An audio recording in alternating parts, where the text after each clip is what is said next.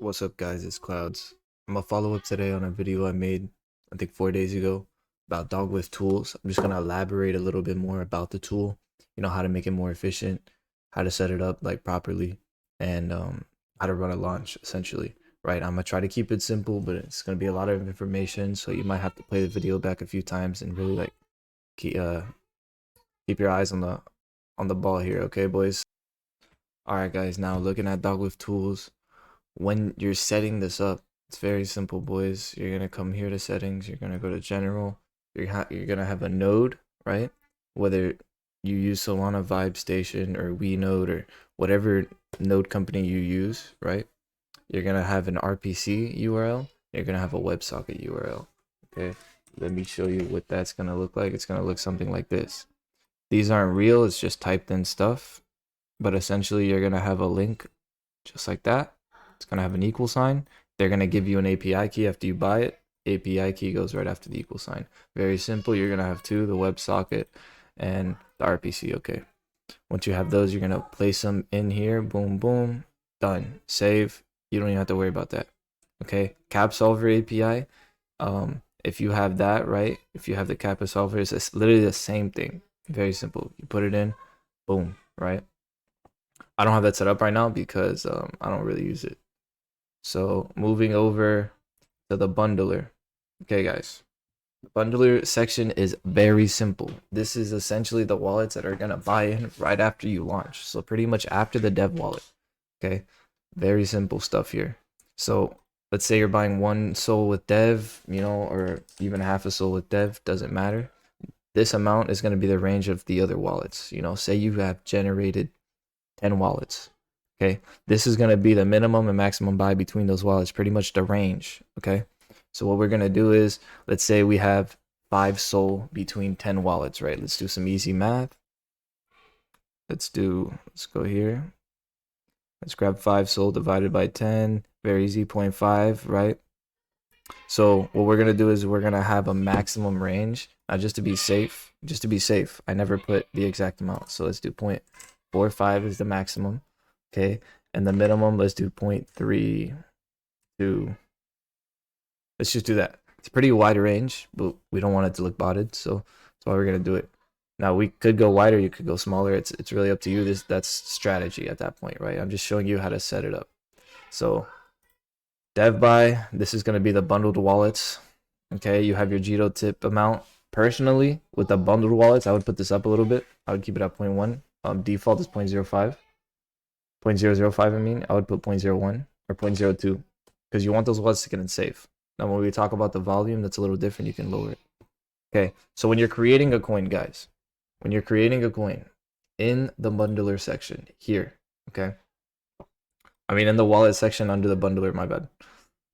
In this section, okay, you're going to have your generated wallets, all right? Let's say you've generated 5 wallets, okay, or 10 wallets like we're using before, okay? You're going to have these funded individually, okay? So if you have 5 SOL, 10 wallets, and you want to fund all the wallets, you're putting 0.5 SOL in each of the wallets. You're not going to click here on all the wallets and put 5 SOL and it's going to distribute them for you. No, you're putting the amount you want in each of the wallets. You got to do a little bit of math, right? Very simple stuff here. So once you have the wallets, you've funded the wallets, right? You have them generated. You click here, you said fund wallets, you put in your 0.5 amount. It says successful. Make sure it's successful. If not, you have to add a little bit more for fees, whatever. Once you have these wallets funded and the dev wallet funded, okay, which are two completely different things, all right? You cannot have the dev wallet funding these generated wallets. So in your Phantom or whatever you use to generate your wallets you're going to use for the token, okay, you need 2 for the bundler section, okay, and you need another 2 for volume. So you're creating 4 wallets that are essentially holding SOL for the back end, okay? So right now in the bundler section, you would have 2. The funder section is funding these wallets that you generate, and obviously the dev wallet is just the dev, okay? So very simple stuff here. So 2 wallets, 2 fresh funding wallets need to be in this bundler section in the settings.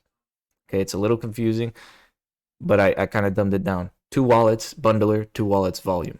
Very simple. Those are the funding wallets. Okay, so those are the ones you're putting the private key, the public, and the private. Okay, volume, same thing, 2 separate wallets. Okay, if you're using the volume bot, right? If you're using it, let's say you have, let's do 20 wallets with 4 SOL, right? So 4 divided, okay, so you're gonna send 0.2 to each wallet. Okay, so each volume wallet here in the wallet section needs to have at least 0.2. So you're gonna generate 20. This is not a real strategy. I'm just throwing numbers out there. You're gonna generate 20 wallets, fund them with 0.2. Okay, you're gonna have that ready. Now the Jito tip is the transaction fee that for those 20 wallets. So I normally like to put a little extra, because the last thing you want is to launch something and you can't get your funds out, essentially.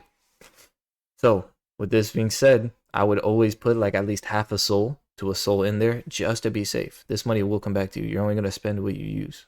Okay, keep in mind, both wallets are separate. Do not put the same private key. Do not use the same wallet to fund both. You'll have a connection in the bubble map. You want clean bubble maps. That's why I'm trying to keep it simple. 2 wallets bundler, 2 wallets volume. Okay, once you have this set up, I usually lower this personally because my volume is really just micro buys. So I don't like to have that big transaction amount. All right, guys. So now that we figured out how to set up essentially the beginning settings, what we're going to talk about is the proxy side of things. Okay, so what I have here is essentially what you would get after you buy let's say 50 residential proxies, because the minimum you need to use this tool is 33. Recommended is 50. Usually they sell around 50 proxies for $25 online, residential ones. Okay, so once you buy that, you'll probably get an email with a little notepad. It'll look like this. All you're gonna do is very simple. You're gonna copy and you're gonna paste them here. Okay, this is very simple stuff. Once you hit save, done. Proxies are set up, right? So now moving back into the settings section, we're gonna talk more about that. All right, guys. Now that we have both wallets, well, not both, but both wallets for bundler and both for volume completely separate and completely funded, and we generated our wallets for this launch. Okay, what we're gonna do is very simple. Okay, we're gonna create a task for volume, for the volume buy. Okay, a lot of people, they get confused. They set up their volume, they fund their volume wallets, they do everything, and they're like, why isn't it buying? You need to create a task for this, and you also need to stop the tasks, okay, when you're done. So how to do this is very simple. You go here, create task. You're gonna go buy, right? Not bump it. You're gonna go to buy. You can, name it volume, whatever. And what you're gonna do is only option micro buy. Okay. You're gonna set that up. You'll have this. You go to create task. This is very simple, straightforward. Okay. Just like your bundler section. Okay. You're gonna set a minimum and a maximum and a delay. Okay. You type in the CA once you have it. So once you launch the coin, you go over here real quick, you type in the CA, you put in your metrics, okay, you hit save, you hit start. Very simple. That's how you get the volume running. Now, once the coin is launched and you're back over here, okay, keep in mind, this is very simple. You need to hit stop, right? So the process of the coin launch, once everything is funded and you have everything typed in here, everything's typed in, what I do is I'd hit prepare launch, I'd hit start launch. It'd give me the token address before the token's actually launched. It'd give me the token address. I'd go over here real quick, create task, put it in, hit start. I'd go back over here. By the time I'm done with that, all my bundler wallets should be in, as long as it's not a bunch. And obviously the coin is launched, right? By the time I'm back over here, okay? At that point, after all your bundle wallets are in, it should tell you, it'll say, hit stop. You hit stop on the bundle. On the bundle, you hit stop, because it'll keep running transactions, okay? Now, whatever strategy you're using, if you want to sell dev, if you want to, sell all right after you're done with that, doesn't matter. I don't care. It's up to you. But all I'm doing is showing you how to use this, okay, guys? So once the token is fully launched and you have the volume already running, the token's launched here, bundle wallets are in, you've hit stop, you can kind of just sit back and watch the token do its thing while the volume wallets are still buying, right? Once the volume wallets are all in, right, you have to hit stop on this. You don't want it to keep running. Because by the time they're all in and it's still running, and you come over here and you hit dump all, you know what's gonna happen? The money you just took out is gonna start rebuying again. It's gonna have micro buys. The volume's gonna keep running if you don't hit stop on this task. So make sure you hit stop on the task. Okay. Now this video isn't perfect. I just am explaining what I do and the processes I go through when I launch a token on this tool. If you need any more questions, guys, I'm in the comments heavy. You can check my last videos. I've responded to most comments, and on top of that, I just opened a Discord, so make sure to join the community. And thanks for stopping by. Peace.